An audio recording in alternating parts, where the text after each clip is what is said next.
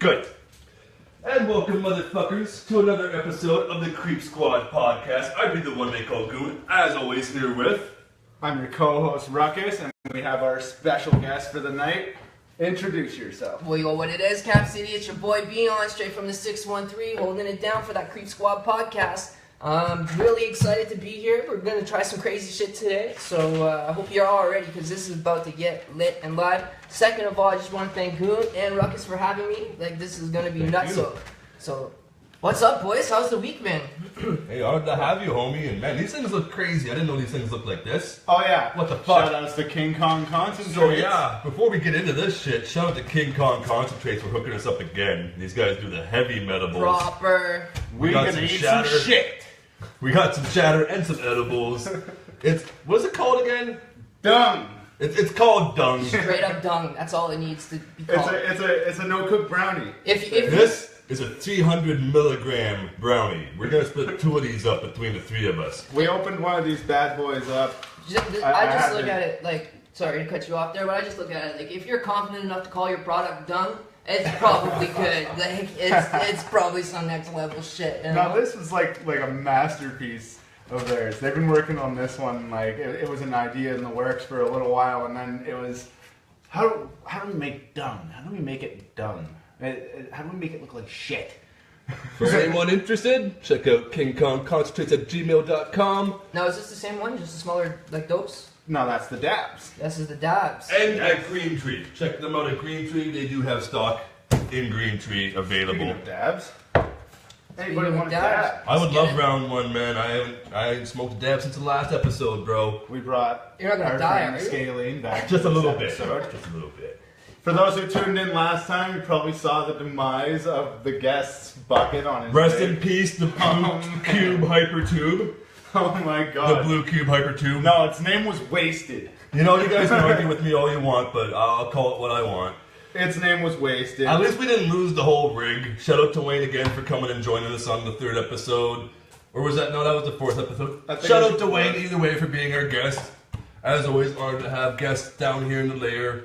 We pack people up. We throw a bag over their head. We tell them you don't know where you're going. Fucking, we just drive them around in circles for a bit. Then we bring them to the lair. And we take the bag off their This is head. where the magic fucking happens, y'all. If you're doing anything in the city and you're not on the Creep Squad podcast, you're slacking, G. You're slacking. So we got a long list of guests who want to be on the episodes coming up. So if you want to get on like 5 episodes from now, hit me up now because the list is already getting very long of people who want to be potential guests. I've got 3 guys already lined up. So like the list is already long. If you want to be a guest on our podcast, we'd be happy to have you. But if you want to get on here soon, hit me up soon because we already got a long list. And like, we should point out too that this is still new, guys. Like, this is starting to blow up. So like, you guys are what, 5 episodes in now? This is 5 deep. 5 Just deep. this one. No, and we're not even, and you guys are not even a year in. So like, guys, like, let's go, get behind it, support it, let's get it, let's turn it up. That's because we're consistent, right? We here every week because we know you guys like this. You guys liked it, so we're gonna be here every week for you guys with a new guest every week. We'll bring this guy back in every so often, though. Every once in a while. So here we go. Anytime you want to come eat some shit, it's Yeah. always open, man. Come on by. Creep Squad. We got that dung. We got those sativas. We got the gummies, we got the peanut butter cups, we got the Rice Krispies. King Kong hooks us up. Much love and respect to King Kong Concentrates. Also, while you guys are breaking into this, I just want to shout out a little bit of love to Platinum Tattoo and Grills. Let's get it. For anyone who don't know, down here in Grimy Town, Caldwell, Platinum Tattoo and Grills, be holding it down if you're looking for some really dope jewelry or some really dope ink. That's the family on Maribel. Hit them up. They also do Okay. charity events. We be helping kids and stuff, alright? And really quickly before we get into Creep Squad news, shout out to ECO for hooking us up with some dope-ass e-juice to vape during the podcast. Small shop, big deals. Check out ECO if you're looking to get into vaping, quit smoking, or just improve your quality of life in general. That's one of the biggest things that we are about here in Creep Squad. As much as it may or may not look like it, we're about quality of life. If you enjoy something, do it. And if you do it, put your all into it. Get something out of it. If you're good at doing anything, don't do it for free.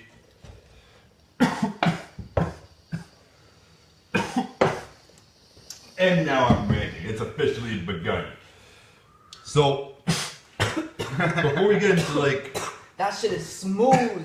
Yeah. Holy fuck. That's this shit here? Yeah, it's a pure power plant. That is crazy. Yo, that tastes yummy.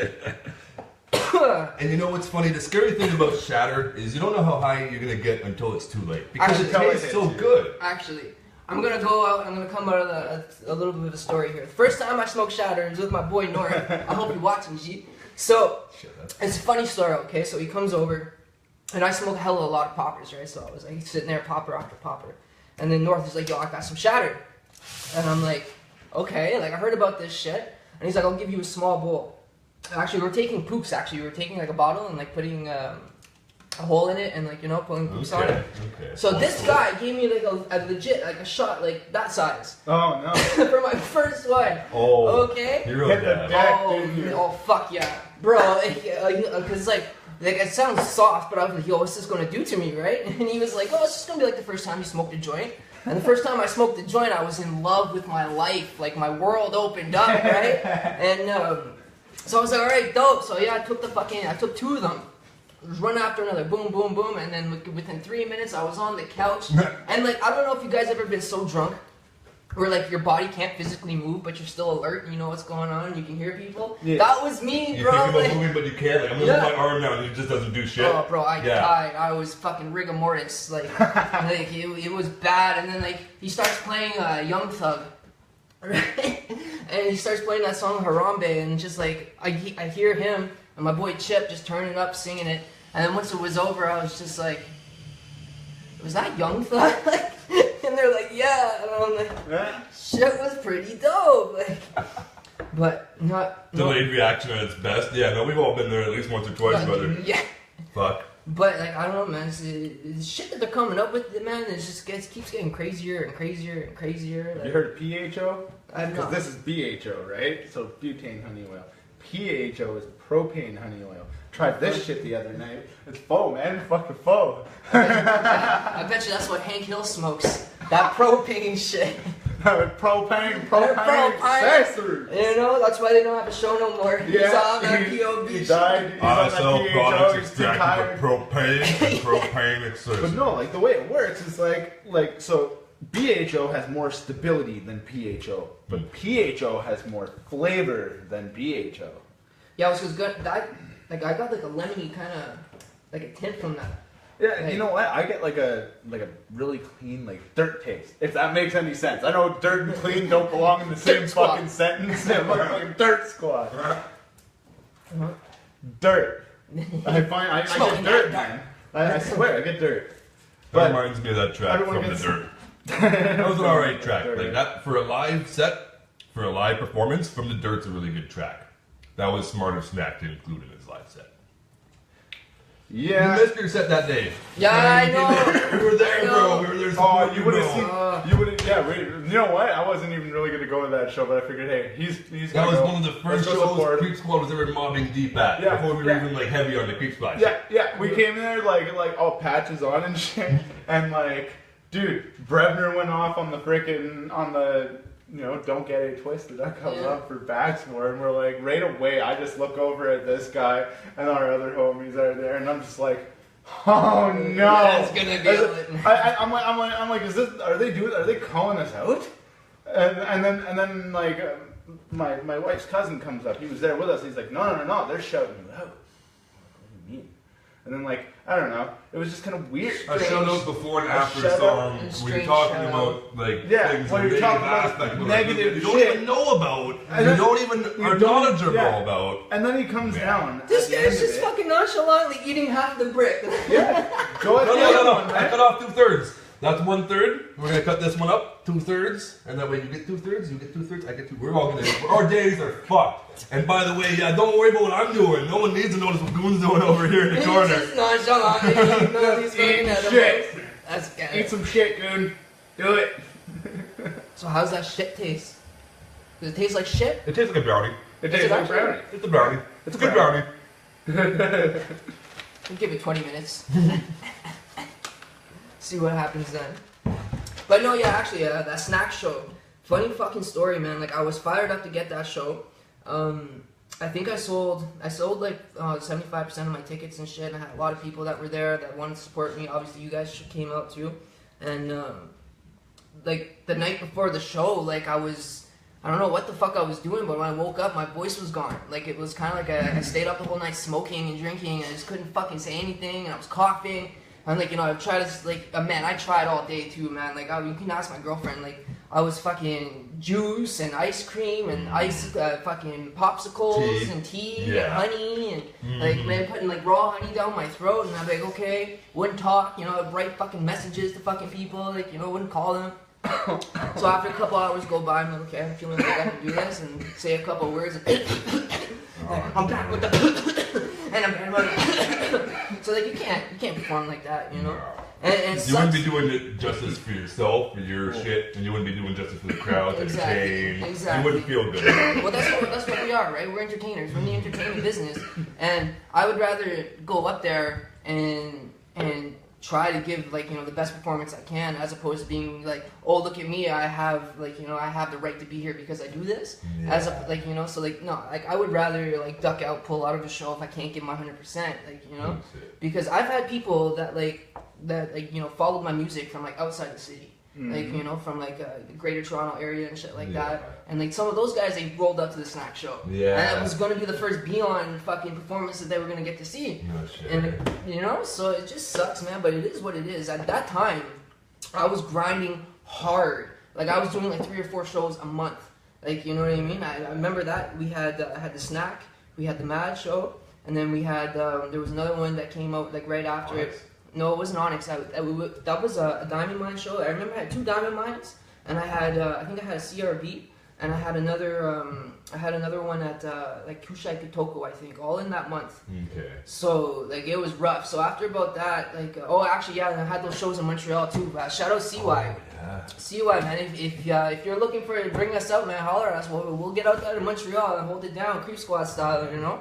But, so I went out to Montreal and did a show for him, and then, like I said, after that, I guess my body was just like, you need to chill, like, you know? It sounds like you were going too hard, especially when you say, like, man, I don't know if I was just up the night before, like, smoking. That sounds like exactly what I do the night before every set. Like, I'm just up, like, going over my live set, listening to new beats, writing new shit, trying to keep myself sharp as fuck for the next day, and then some days it actually hurts you because you're so stoked about the show the next day, and you want to do so good that you wear yourself the fuck out, and it actually hurts your live show, if anything, you know what I mean? So you gotta find that balance, and, you know, if you miss one show, the fucking 5 you were doing, that fucking couple months happens to the best of us, man. Fucking learning experience. Let's see, here's the thing I want to ask you, like, as a performer, have you performed yet, like, solo, or you've just kind of been up there? I did, but it was a few years back. I kind of took a dive off. What happened was I got set aside, left alone, and then funny story is when this started, I got set aside again. Goon, how could you? Oh, not by me. It wasn't him. It was our producer. Yeah. Our producer at the time. Yeah. Who we were all getting stuck waiting for it too. He had promised about and that was when 3 or 4 people in the camp who were like, this camp, Creep Squad, we originally called ourselves Masters of the Universe. And it was a vision that me and my nephew had, and we went forward with, and my nephew was going to be the producer. He never really wanted to be like on stage. If anything, he wanted to be on stage as a fucking sound guy, you know, on tables and shit. So that's where, like, potential. And he spent like 5 or 8 bills in recording, well, you know, mixing and fucking scratching and fucking tables and all that equipment to be a producer and make beats. And he started making sounds and stuff that he was happy with, he said, but then he just kept telling me and this guy and the Russian and Tizzy and like at least 2 or 3 other people that I know of, I'll make you beats, but wait for me. Give me 2 weeks. Give me another month. Give me another 2 weeks. Give me another month. Give me another week. Give me next month, for sure next month, guys. And you know, he started like realizing we were having a problem with waiting. So, for sure, guys, for sure.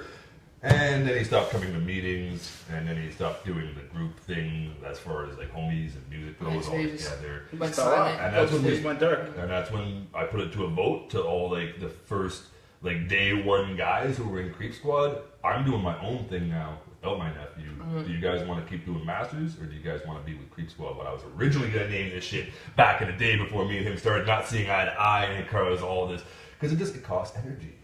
That negativity costs energy and time that I could put into creating something or whatever. And so that's where you were basically put on a back burner, much like the Russian and Tijy and Gloves and a lot of other people.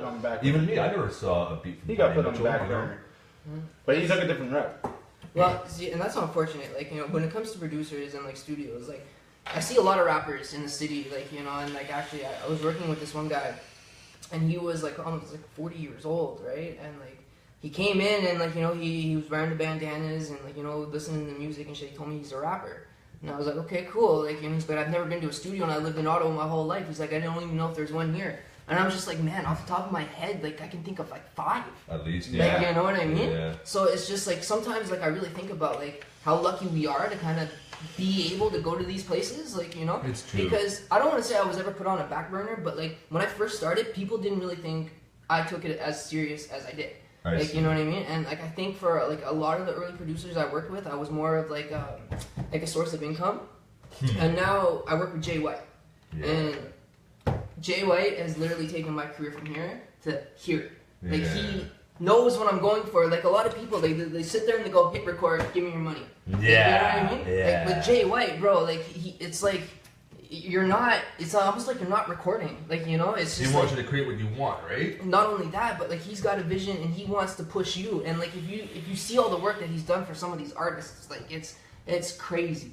Like, you know, and it's like you were saying about like he produces, right? He makes beats all the time. Yeah. Right? And he'll call me or text me. He's like, I just made a beat.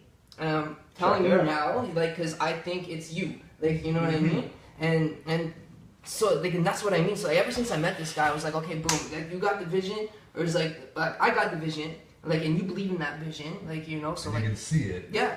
Like, you know, and, like, he's not a yes man. Like, you know what I mean? Like, see, here's the thing with rappers. Like, a lot of rappers are really fucking arrogant and, like, full of themselves. And they won't admit when, like. You have to have pride, but there's a fine line between pride and ego. Exactly. They don't like constructive criticism. Exactly. A lot of them, whereas, like, I found, like, even with this guy, like, I've given him constructive criticism, and he just took it and fucking ran with it, man. And I was like, you helped me improve my set. You helped me improve my music. Why am I gonna hate on you for that? As long as you're not giving me unconstructive criticism, like you're fucking garbage and I hate you. Yeah, like, that doesn't help. I'm garbage. Like Okay, people that don't work together. That's fine. If I'm garbage, that's fine. But I'd rather you tell me why I'm garbage. Why do you think I'm like, garbage? Why do you think I'm garbage? And I've had people come at me online like, yo, you're garbage because your flow sucks and you don't. Okay, well, you know what? I hear what you're saying, but guess what? I've actually been working on my flow and pattern and delivery. You haven't heard my live set. You just heard the shit from a year ago. I've improved my shit, and I'm gonna keep improving it because of people like you, Mr. Hater. You just fueled the fire. But see, like, you know something, Goon, like honestly, there's so many different types of flows in hip hop. There is a legit offbeat flow that was really popular in the early 90s. Like, you know what I mean? And like, there's still artists like, you know, MF Doom, like, you know, a couple other goes against the grain. Yeah, like, you know, they actually, they're you know, it's a type of flow, like, to be offbeat. And I'm not saying you're offbeat, I'm just saying, like, that it's a different type of flow. Like, you know, like, if you study hip hop and you listen to flows from, like, when it first started in, like, the late 80s. Like, you know? Yeah, it's like fun. That's what I grew up with, right? So, you know? yeah, that influences me a lot, I know. Yeah, but nowadays, it's like, there's like three or four different type of flows for this trap music, like, you know? But we'll get into that a little bit later, but like, you know, but like back in the day, well, nowadays people want to keep mimicking those types of flows, right? Yeah, because they work. Because they work, right? So like, if this guy made $1 million off it, then why can't I do it? Yeah. Back when we were growing up, man, that was called biting. You get knocked the fuck out. Straight the fuck up. No rappers sounded like similar. There was a couple that kind of sounded similar, but like no, you didn't take someone's flow. You tried to innovate. And look what happened when Pac died and Ja Rule started fucking biting his flow. And he started biting the look and the fucking people saw it, and like half of the fucking rap community, over half got pulled his card. You want to act like Pac? Nah, fuck you, bro.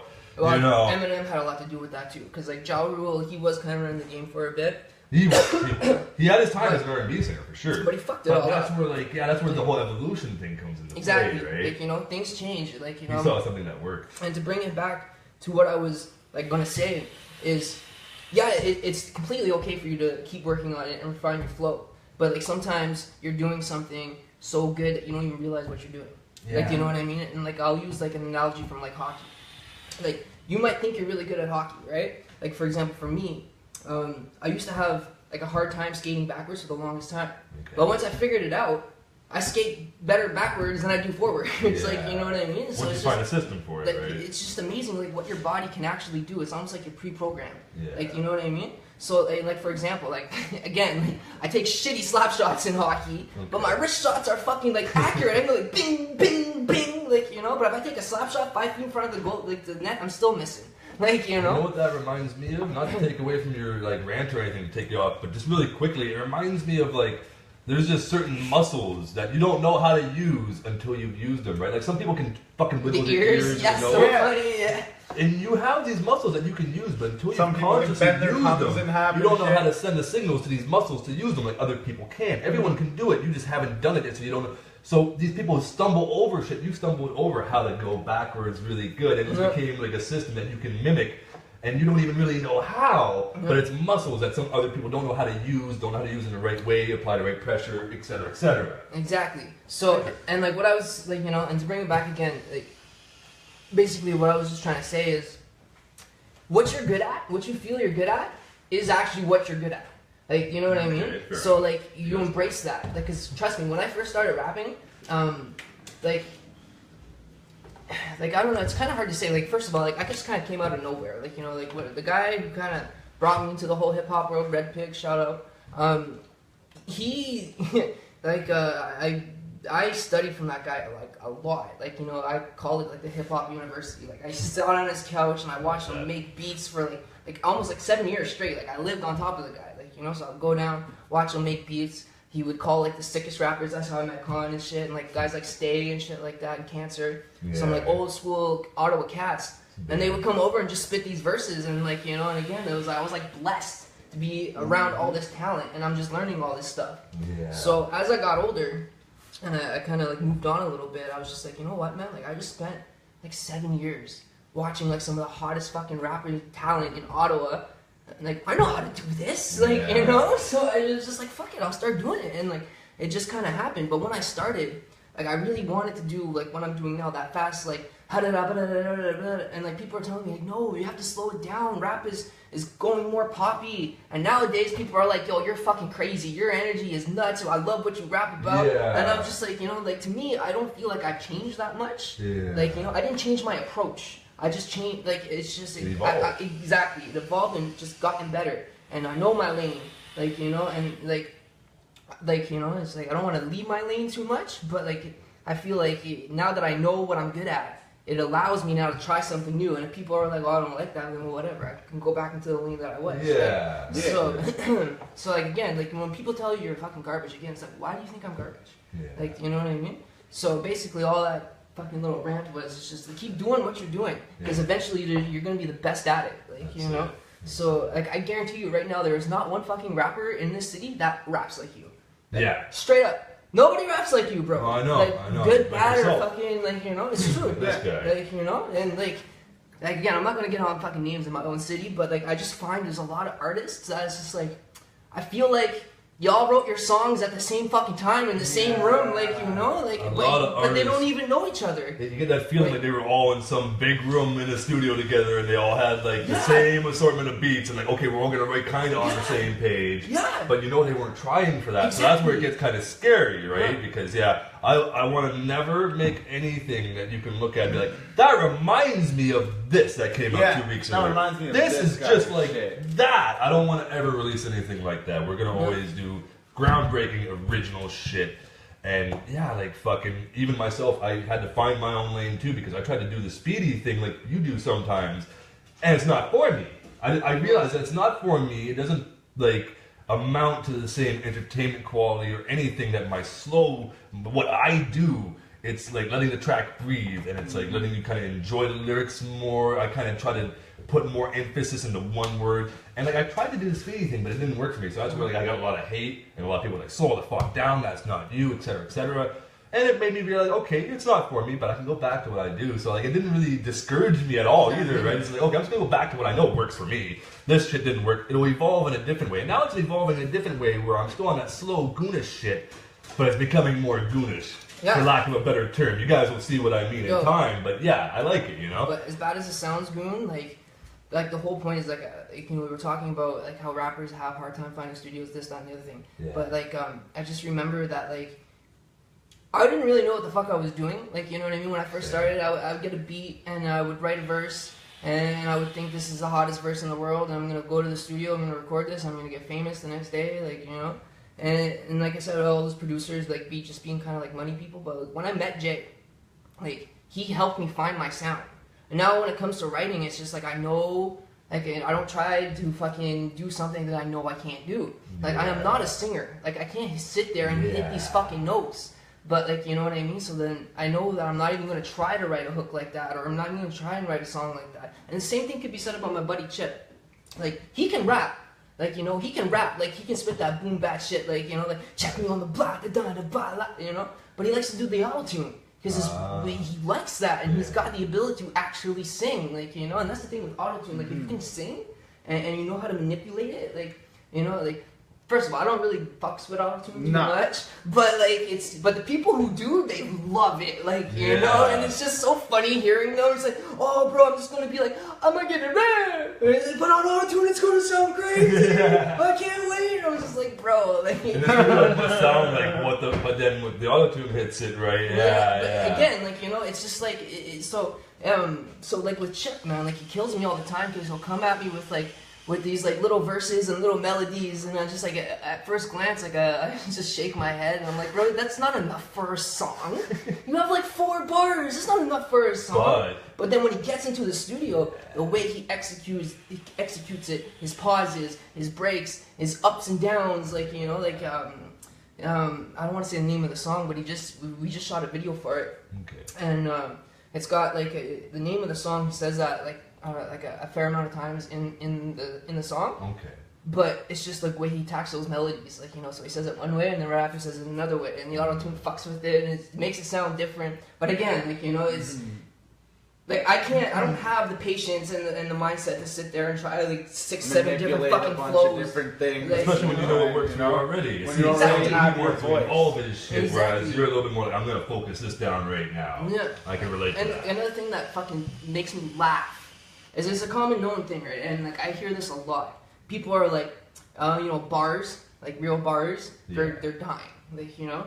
But here's the thing: everybody agrees that in hip hop, everything fucking comes back. It's all about bringing it back. Hip hop is all about bringing it back, like, you know. So, you know, I'm telling you, bars are going to come back. And that's deep, because why is it always like that? I think, you know, you just made me think of something. It's about paying the homage. golden age. Like, we never really had another golden age of hip hop. It happened once, and we've been almost trying to recapture that for the last like 4 fucking decades. It's been like 4 decades of evolution, and like, okay, we're gonna get that feeling back. It reminds me of like Hunter Thompson talking about like when trap music, you know, if you look, it's like, oh no, with the right kind of eyes, you can see where the tide turned, right? Like we had that momentum, we had that universal feeling of what we were doing was right, and there's a grand scheme and cause to it, and it's kind of got lost along the way in evolution, and now we're trying to get back there, and that's why, you know, every live set I say, I want to thank, you know, the Diamond Mine Agency, I want to thank these guys, my crew and everything. But then I always end it the same way. I want to thank every motherfucker who came out here tonight to support underground hip hop, the culture, the movement,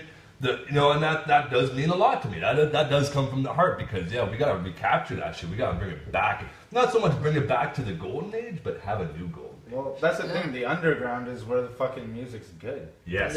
Like, you know what? I keep thinking to myself, if I ever really wanted to go and make $1 million, I just have to write a really stupid song. Well, write some corny, write some really fucking some shitty, root beer float ghost. Throw in some weird, some Salisbury steak sweater. Salisbury steak sweater.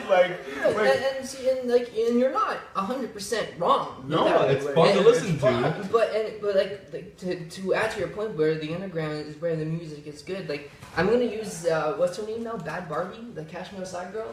Yeah, Cash Me Outside girl. Yo, bro, like, hold on, hear me out. I'm listening. So, this bitch wasn't even a rapper.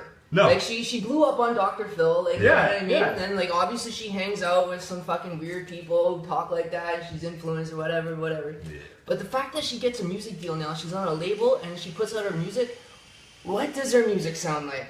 I don't even, I won't even click. I YouTube tries to heard it. suggest this shit to me. I I'm like, heard it. fuck you, YouTube. What? We have You don't a know phone me. available? Do we do this? Do we show the world what this looks Okay, like? hold on. Okay. I know I'm gonna lose a lot of fans, probably get a lot of hate. Okay, first No, of if you all, listen to it, I'll hear you out. no, I've heard it. Okay. I've heard it. I'm gonna need No. this therapy, but I'm gonna hear But it beyond. what I'm gonna say basically is I'm gonna need this. when I first heard the song, okay, and I saw the name Bad Barbie.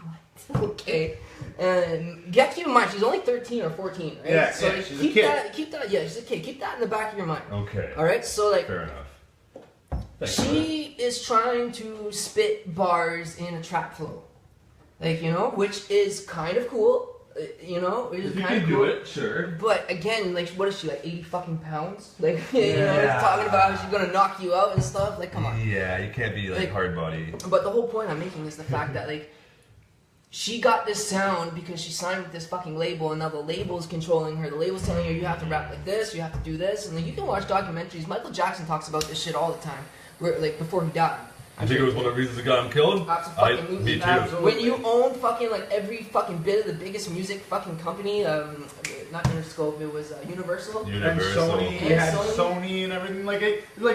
He had this speech that he was saying to people on stage, like, I'm gonna retire. I'm gonna take my shares from Sony and my shares from Interscope and my shares from here. And don't here, forget, he and started here. talking about the Illuminati and shit. And just I'm don't do escaping that. this. I'm Yeah. getting away, type Yeah. of thing. Like before they kill me, type of thing. Yeah. Like he was fucking straight up on like And- they're gonna kill me. And like the thing is too, like man, he owns like everything, like every Yeah. fucking huge song, every band he gets All the cuts from, Beatles music. all of it, all. like man, like he's so like that's why he was one of the richest artists ever, is because like think about it, like like if we're all like like huge successful fucking multi-platinum recording artists, right? And for whatever reason, okay, we'll just say like me and Goon, okay, but you own all of our shit, so. You're making like $1 billion. I'm making $1 billion. You're making like like 2.5 billion off the both of us. Like Now imagine if you had like 40 fucking artists and all the best ones. Like Yeah. and like man. Like, And Interscope. Think Interscope for a minute. those guys. Tupac. Tupac was Interscope back in the day, wasn't he? I'm not sure. Before fucking Death Row and all that shit. I think Tupac Well, I was think- Interscope. Could have been because I thought Interscope was made by Dr. Dre and Jimmy Iovine. I thought that was Aftermath. No, I don't know. Interscope There's a Records? documentary on it actually. It's called The Defiant Ones, and like, cause I know, cause Aftermath is what Dre started after he left Death Row, Yeah. and I then remember Interscope. and he was doing that shit. Right, it was under Interscope. Yeah. And then after he met Jimmy Iovine, and then they made like an actual record label, Yeah. and fuck, I can't remember the name of it now, but they like their first guy that they signed was a guy named like Rico Suave. They signed the band Primus. Like, and wow. like they literally just made this record label to like say fuck you to the music industry. Yeah. Like, so they were just fucking signing people left, right, and center. But so anyways, like yeah, so like he started that, and I kind of forgot where I was going with that. Well, we're talking about Michael Jackson, about how like he owns so much, So much shit. and like yeah, it was shady how he died. I That's don't why know it was exactly so where we were scary. going with that, but yeah, we were talking about this the other day, me and a mutual friend of 9MLs, and like yeah, no, it's shady how just a lot of people in the music industry, once they start talking about the Illuminati, they up and die of mysterious circumstances a few weeks later. Mm-hmm. And that's where, like, it gets interesting because there's been program, like if you search up Fritz Springmeier, he's a guy who's famous for deprogramming Illuminati mind control fucking victims. Y'all believe in that, the Illuminati? I do. The Bohemian fucking Illuminati. I forget if it's Bohemian or Bavarian, but anyway, the point is, like, yeah, these guys exist. You can prove that they at least exist, and they do have some control over, like, fucking a lot of the guys who own everything. The Rothschilds, the Rockefellers. Yeah. It's fucking all hand in hand. And so that's where it It's gets all scary, second because it's like, how much do they control behind closed doors? And not only that, but, if you follow the money, it gets scary because the people who are tied into the Illuminati are the people who own everything. Every major news corporation, every major media, like record label. And so if it's mainstream, if it's on Fox or CNN, if it's on MTV or much, you can basically guarantee that it's been bought and paid for with Illuminati money. So whether or not you believe these guys are evil or it's a secret, look it up. Look it up for yourselves.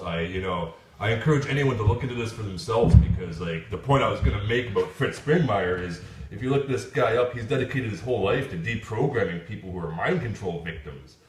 And, he gets into it, man. He gets into the whole, like, how they do it to people, how they find people, what happens after, why some people come to him, how he deprograms him, the horrible, hellish scenarios that he has to go through to get them through these amnesia walls that they create using past traumas and stuff.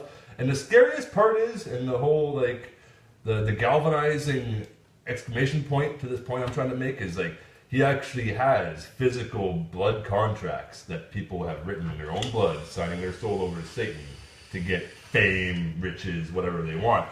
So whether or not you believe in any of this shit, just know that there are people willing to cut themselves open and write a contract in their own blood, selling over their soul to a fucking being. Alex Jones figured all this shit out. He caught them and shit. Yeah. Like, having satanic fucking rituals and stuff like that. Oh, which one was that there? Yeah, it was like I don't know. I'm probably wrong, but I want to say like the Bloomberg fucking corporation. The Bilderberg. Or the Bilderberg. Yeah. Like, It was like and he blew the top off. Yeah. They were at some forest or something. Yeah, and they were like sacrificing fucking something. shit. Like, and he recorded it all. And, Well, that was the Bohemian Grove. Yeah, the Bohemian Grove. Yeah, that was great. But see, here's the thing though. Like when it comes Snuck to into that shit. conspiracies and shit like that. Like me, I love it. I can eat it all up. Like like I can watch this shit all day. But like sometimes I just stop and I think like it can't be that fucking perfect.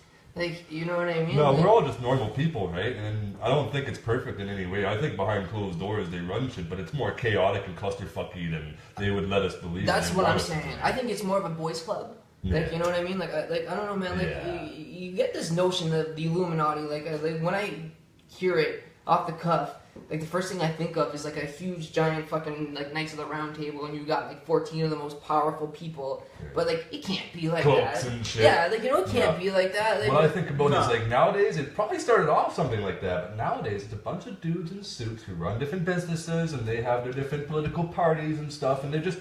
It's someone's grandfather, and it's someone's great uncle, and it's just some old dude in a suit, for all you would know. And he's powerful, he's got money, he bought so-and-so a car, and he bought his... But what you don't know is behind closed doors, he's funding both sides of every fucking major military conflict for the last couple hundred years to profit off people's death. So that's where it gets shady, because like that kind of shit happens. And so how is that handled behind closed doors? Because... in the States, there's, I believe it's in the Constitution that big business and big government can't, like, do business behind closed doors because they know it's going to, the founding fathers and the first fucking so many people to fucking start that shit, they knew it would end up bad. They knew nothing good comes from that, right? So that's where groups like the Bilderberg Association, the Bohemian Grove, the Skull and Bones Society, the Freemasons, whether or not they're evil, they're all just boys' clubs. They're all just clubs of people who like want to keep this shit secret. You want to know something funny about the U.S.? Not a lot of people know this, but like when you join the military, you have to take like an oath and you swear allegiance. Yeah. So when you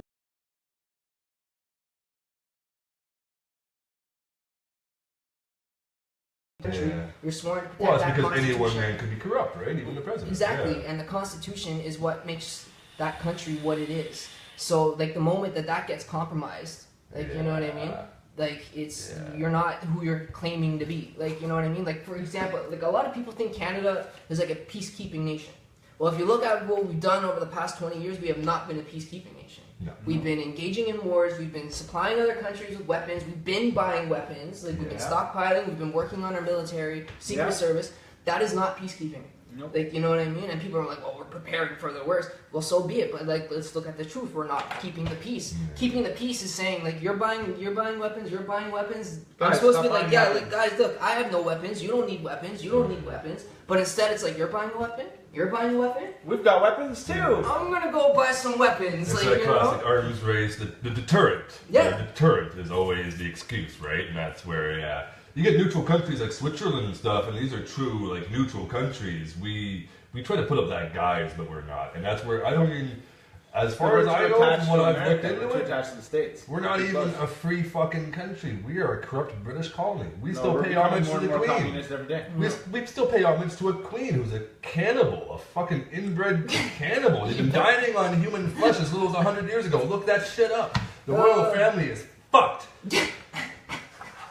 Well, okay. Real talk. Well, see, like, this is the thing. Like, I don't know. I don't like to get too much on that type of stuff because, like, you know, the thing with conspiracies, like Joe Rogan says it best. Like, you know, there's actually people out there who believe the Earth is flat, and it doesn't matter what you fucking tell these Flat people. earthers. Yeah, like, you know, they will believe this shit, and they have these, like, you know, and as bad as it sounds, and I'm shitting on religion, but, like, you know, you stand where you stand with that. But, like, a lot of the stuff, like, that, like, these people believe, and, like, you know, and, like, they try to tell you that it's not facts, the Bible, it's moral stories, and it's, like, you know, feel-good stories to point you in the right direction, like, you know what I mean? Like, Jonah didn't actually get swallowed by a whale. It's impossible. There's not one whale, not even the blue whale, where a fully fucking sized human being can Noah's Ark. And, yeah, You no, know there's what I mean? stories. There's So- stories to give you a good moral compass. Exactly. So, but, like, people will actually fucking believe there was a guy named Jonah, and he fucking got swallowed by a whale, lived in there for, like, what was it, 14 days, and got spit back out, like...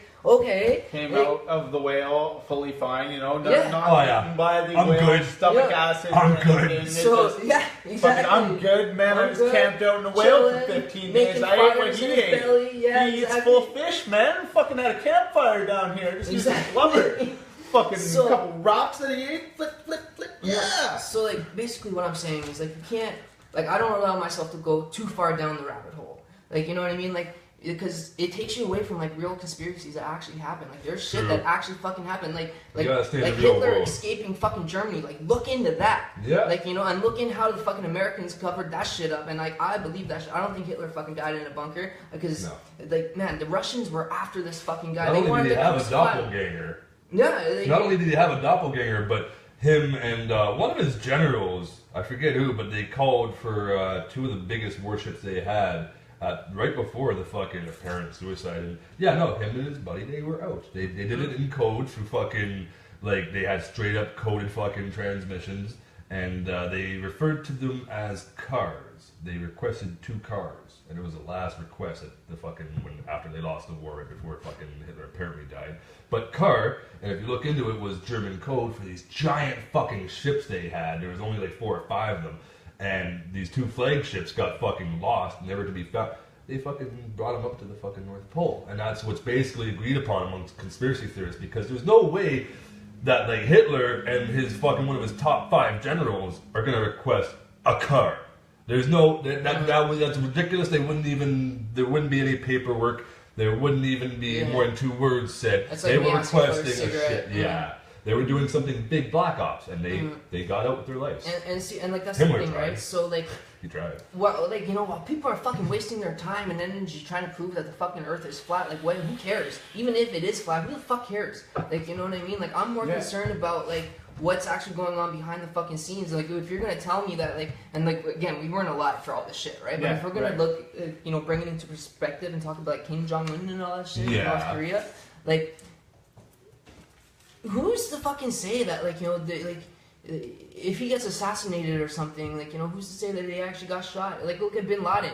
Like, how is he the fucking America's most wanted for years? Allegedly fucking flies planes into the World Trade Center. They catch the guy. They apparently recorded the capture. That went so successful. And apparently it was like 2 kill shots that they showed, okay? But they won't show us the fucking footage. And that's something that's never been done before in history. Anytime that you kill, like, the focal point of your enemy's occupation, of your enemy's forces, like Hitler, there's pictures. Look at Mussolini, they strung him up and his wife at a fucking gas station.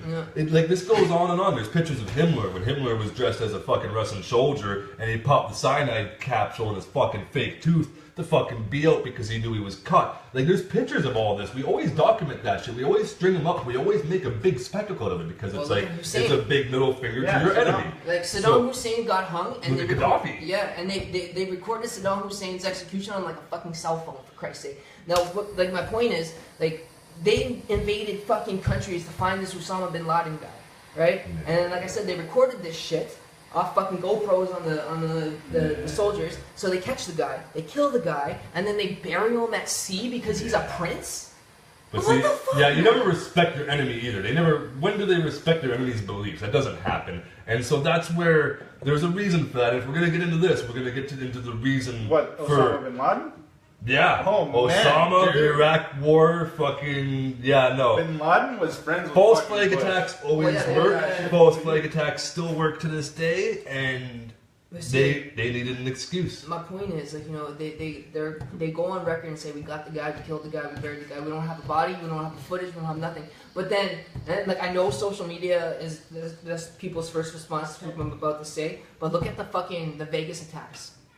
They were showing fucking bullets raining down on a crowd of like how many fucking thousands of people, but you're not gonna show like a dark night cam version of like the world's most wanted criminal getting shot, so people can say, okay, actually we fucking did it. Yeah. Like, Yeah. You know what I mean? He was shot. Here's proof. Yeah. We did it. Yeah. Exactly. Well, like, we're not going to show people because it's too fucking graphic. Like, are you kidding me? Now, this was the first time in history we ever took out an enemy leader and didn't offer proof to our people. And here's why. If you look into it, Osama bin Laden was dying. He was dying long before that apparent SEAL team fucking went in there and blew his head off. He was dying of, I believe it was liver failure. And that's why that's why his second in command was a doctor who followed him around all the time. He was really fucking sick. He was dying. Like, liver failure, you don't come back from that. You will die. You are eventually going to die. And so, like, especially in those conditions with what he had and shit. So that's where, not only that, but if you look into it, the last two tapes that bin Laden actually sent out as threats, the CIA eventually, after we picked them apart so much, conspiracy theorists, that we picked them apart so much, they eventually had to admit we faked those. We faked bin Laden threat tapes because we feel we needed the public support to still hunt him down. Yeah, because they need Look to into keep this it shit. current. They They need to admit keep that. it current. Like, you know, it's just like, you know, people say... He was dead. They weren't getting tapes anymore. And what are you gonna do? Just let him die and disappear? No, we're gonna make ourselves look pretty boss. Even the picture they took of fucking Michelle Obama and President Obama and everyone in the control room when they were fucking when they were sitting there looking all concerned, it was apparently Osama's death that they were watching. They admitted that was faked too. That whole picture was staged. No. It was staged. And see, and this is the thing, right? So, like, let's just, like, assume for a minute, like, who's to actually say that, like, you know, this whole fucking death thing, because the way I look at it, if he actually died of natural causes, you know what that really technically means? It means the U.S. lost.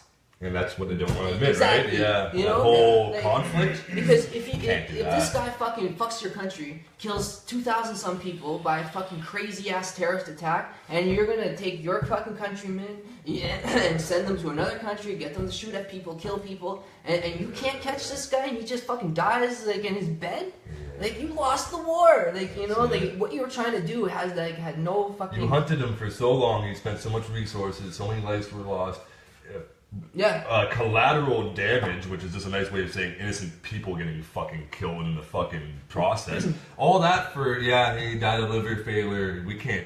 They wouldn't admit that. Yeah. And that's why, like, all the things that they admitted that they'd staged, they didn't want to admit that either, but people picked them apart. They were starting to do a sloppy job. Like, after 9/11, they got sloppy. In my opinion, before 9/11, they got sloppy because, you know, I'll challenge anyone who doesn't want to say it wasn't an inside job. Fucking just watch the fucking videos, look into it, research, and it just does not add up. It was fucking. I think they're like Pearl Harbor and 9/11. I think there's similarities in both those because I just kind of find it weird how like shit like this happens to America. And like, you know, so they get bombed at Pearl Harbor, and that was the gateway to go into World War II. After, because like you have to remember, the states were but the states were on the fence for a whole bunch of the World War II. Like, you know, they were like, oh, we're gonna kind of wait for the right time. Like, you know what I mean?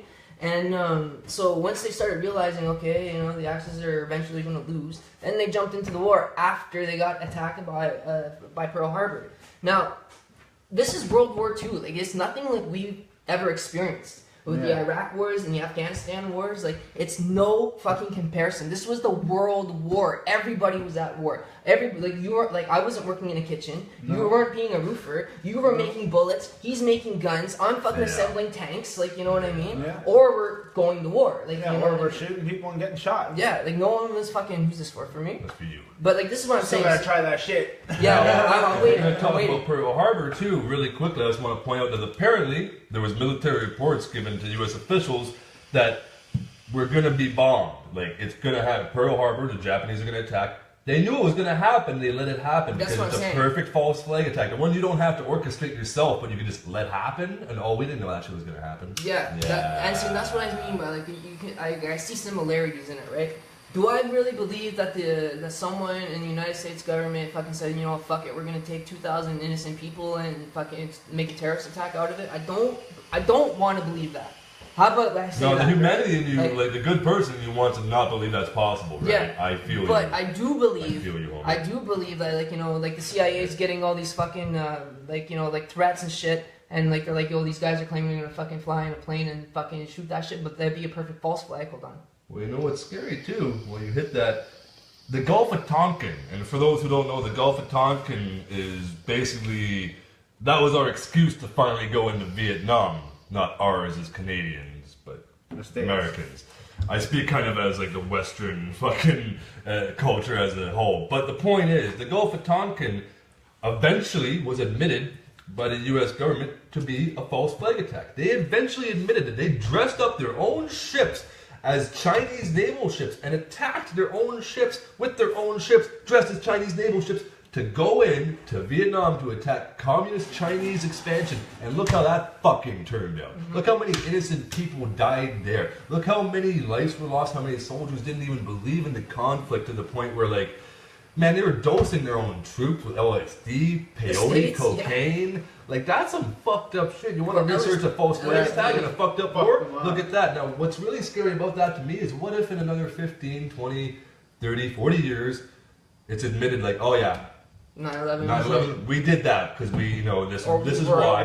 It's like in 40 years it might just be admitted, just like the Gulf of Tonkin. Mm-hmm. We wanted oil. We wanted to put a pipeline, and that's which exists, like, you know, which Trump wanted to open. Yeah. You know, I seen a meme actually on Facebook a couple days ago, and it was like, memes. Yeah, I love memes. So like you know the Titanic, right? Yeah. The Titanic was a tragedy. Yeah. Like, that was a huge world tragedy. That happened 100 years ago, and they sell fucking inflatable slides of the Titanic sinking. Oh yeah, snow globes, balloons. Yeah. So now a tragedy, 100 years later, now a tragedy is a fucking marketing scheme. It's funny how time will do that. If you admitted that the Gulf of Tonkin was a false flag attack back in the fucking 70s, it was over. Back in the 70s, shit would have gotten burnt down, people would have gotten lynch mobbed with equipment. And you admitted 40, 30 years later, well, that's shitty. Yeah, that's shitty for all those non-vets. Exactly, because the generation that's active at that time has no fucking clue. Like, for example, like, now they're coming forward and saying, like, you know, like, oh, we took high-ranking Nazi officers, like, you know, declassified information that was classified for 40 years. But, like, what's this generation going to do with that? Like, you know what I mean? Like, our grandfathers and grandparents are freaking out, like, they lied to us, those motherfuckers! I know it makes me distrust my government a whole lot. I know it makes me distrust, you know, like, the military-industrial complex a lot. It makes me distrust. The military, I'm telling you right now, the military is not the guys you have to worry about. Because, like I just said, they don't fucking support the country, and they don't support the fucking president, they support the Constitution. And it's kind of the same thing. No, but notice I didn't call it the military, though. The military-industrial complex is what I kind of, you know what I mean? It's those fucking, not foundations, but like corporations inside the military that the military funds. Those are the fuckers. Like, every strong country needs a standing military. I believe in that completely. Absolutely. But, yeah, like, wars, like, you know, it wasn't even a war, the military conflict of Vietnam. That was just... Well, if you take war out of the equation, and I'll tell you another reason why we need a standing military and army: natural disasters. Yeah. Like, you need first responders. Exactly. You need people who are trained to, like, fucking go in there and know what to do. Like, what if some shithead tries to invade your country? What if shithead tries to, like, post up on some close by island or some shit? You know, that's... Well, look at the Romans. Like, you know, if countries emulated what the Romans did, because, like, the Roman soldiers and the legionaries, they weren't just fucking soldiers. They were builders and carpenters. They would build roads. Like, if we're going to invade this guy and he lives in Greece, we're not just marching. we're fucking building a road. Like, Yeah. you know, because once we get there, we want a fucking easy trek back. Yeah. Like, you know, It makes it so much easier to resupply Yeah. your troops, which is like roadways. Yeah, That's like, huge, you know, but, and like, yes, they still kind of do that. Like, Canadians used to be known for building bridges and shit like that. But, like, you know, the military doesn't do that shit no more. No. But if we did, like, you know, like, I don't know. Now military will fucking just drop you in there. Yeah, like, you know. But But, got all your gear in the big pack, set up camp, here you go. yeah. Okay, well, fuck. We've been rambling. I think it's almost time I take one of these fucking... Yeah, you gotta pieces eat the here. dog. Should I